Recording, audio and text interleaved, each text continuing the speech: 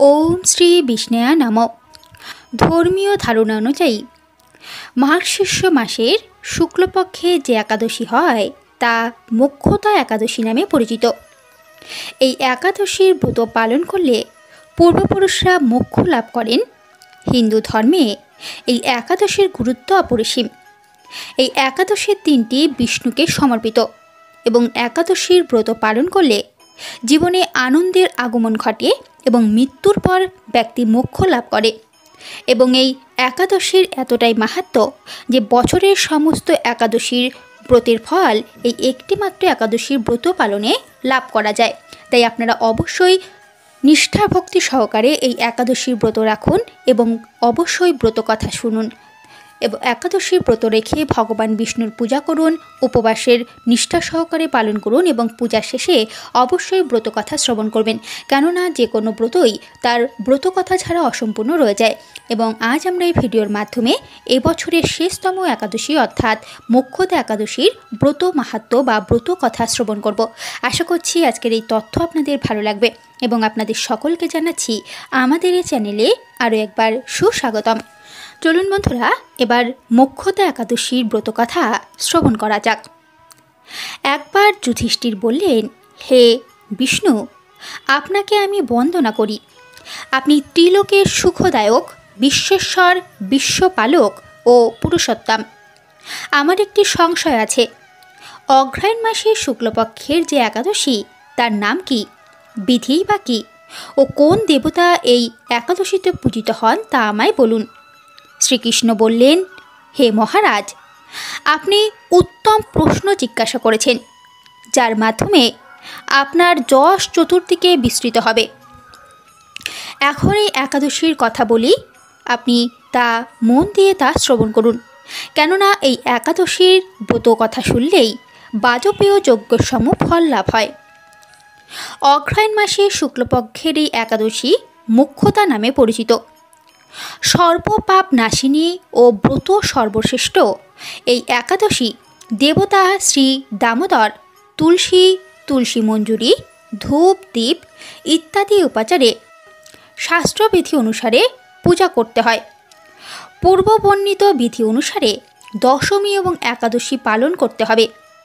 এই উপবাস দিনে স্তব্ধ স্তুতি, নৃত্য, গীত আদি সহ রাত্রি জাগরণ করা উচিত। হে মহারাজ, প্রসঙ্গক্রমে একটি অলৌকিক কাহিনী আমি বলছি।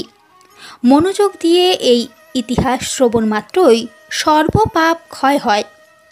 যে পিতৃপুরুষেরা নিজ নিজ পাপে অধোজনি প্রাপ্ত হয়েছে, এই ব্রত পালনের পূর্ণ ফল বিন্দুমাত্র তাদেরকে দান করলে তারা মুক্তি লাভের যোগ্য হন। কোনো এক সময় মনোরম চম্পকনগরে বৈখানস নামে এক রাজা ছিলেন। তিনি ছিলেন সমস্ত বৈষ্ণব সদ্গুণে বিভূষিত। প্রজাদের তিনি পুত্রের মতো লালন পালন করতেন। তার রাজ্যে বহু বেদজ্ঞ ব্রাহ্মণ বাস করতেন। রাজ্যের সকলেই ছিল বেশ সমৃদ্ধশালী। একবার রাজা স্বপ্নে দেখলেন যে তার পিতা নরকে পতিত হয়েছেন। তা দেখে তিনি অত্যন্ত বিস্মিত হলেন। পরদিন ব্রাহ্মণদের ডেকে বলতে লাগলেন, হে ব্রাহ্মণগণ, গত রাত্রিতে স্বপ্ন নরক যাতনায় পিতাকে কষ্ট পেতে দেখে আমার হৃদয় বিদীর্ণ হচ্ছে। তিনি আমাকে লক্ষ্য করে বলতে লাগলেন, হে পুত্র, তুমি আমাকে এই নরক সমুদ্র থেকে উদ্ধার করো। অবস্থা দেখে আমার অন্তরে সুখ নেই। আমার এই বিশাল রাজ্য, স্ত্রী, পুত্র কিছুতেই আমি শান্তি পাচ্ছি না। কি করি, কোথায় যাই কিছুই বুঝে উঠতে পারছি না। আমার পূর্বপুরুষেরা মুক্তি লাভ করতে পারেন এমন কোনো পুণ্যব্রত তপস্যা ও যোগের কথা আমাকে উপদেশ করুন। আমি তা অনুষ্ঠান করব। আমার মতো পুত্র বর্তমান থাকা সত্ত্বেও যদি পিতামাতা পূর্বপুরুষরা নরক যন্ত্রণা ভোগ করতে থাকেন, তবে সে পুত্রের কী প্রয়োজন? ব্রাহ্মণগণ বললেন, হে মহারাজ, আপনার রাজ্যের কাছেই মহর্ষি পর্বতমুনির আশ্রম রয়েছে। তিনি ত্রিকালজ্ঞ, তার কাছে আপনার মুক্তির উপায় জানতে পারেন। ব্রাহ্মণদের উপদেশ শ্রবণ করে মহাত্মা বৈখানস তাদের সঙ্গে নিয়ে সেই পর্বতমুনির আশ্রমে গমন করলেন। তারা দূর থেকে ঋষিকে সাষ্টাঙ্গ প্রণাম করে তার কাছে গেলেন। মণিবর রাজার কুশলবার্তা জিজ্ঞেস করলেন।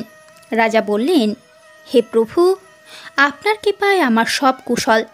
তবে আমি একদিন স্বপ্নযুগে পিতার নরক যন্ত্রণা ও কাতর আর্তনাদ শুনে অত্যন্ত দুঃখিত ও চিন্তাগ্রস্ত হয়েছি। হে ঋষিবর, কোন পুণ্যের ফলে তিনি সেই দুর্দশা থেকে মুক্তি পাবেন তার উপায় জানতেই আপনার শরণাগত হয়েছি।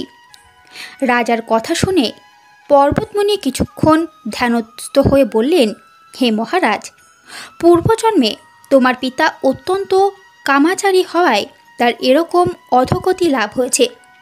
এখন এই পাপ থেকে মুক্তির উপায় বর্ণনা করছি। অগ্রহায়ণ মাসে শুক্লপক্ষের মুখ্যতা একাদশী পালন করে সেই পুণ্যফল পিতাকে প্রদান করো। সেই পুণ্য প্রভাবে তোমার পিতার মুক্তি লাভ হবে।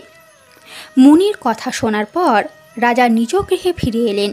সেই পবিত্র তিথির আবির্ভাবে তিনি স্ত্রী পুত্রাদি সহ যথাবিধি মোক্ষদা একাদশীর ব্রত পালন করলেন।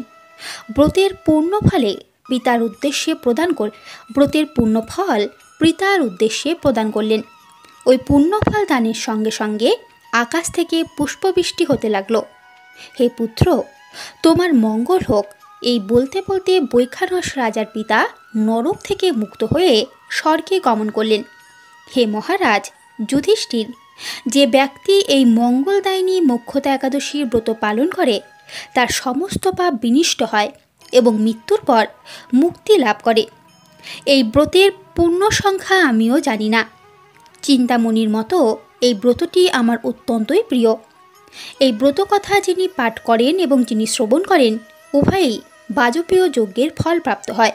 তাই আমাদের সকলেরই নরক যন্ত্রণার মতো পাপ থেকে মুক্তি পেতে অবশ্যই এই ব্রত রাখা উচিত এবং একবার হলেও এই ব্রত কথা শ্রবণ করা উচিত। বন্ধুরা, আশা করছি আজকের এই তথ্য ভালো লেগেছে এবং আপনারা অবশ্যই এই একাদশীর ব্রত রাখুন বা না রাখুন, একবার হলেও এই ব্রত কথা অবশ্যই শ্রবণ করবেন সমস্ত রকমের পাপ থেকে মুক্ত হতে। বন্ধুরা, আজকের মতো এটুকুই। ধন্যবাদ।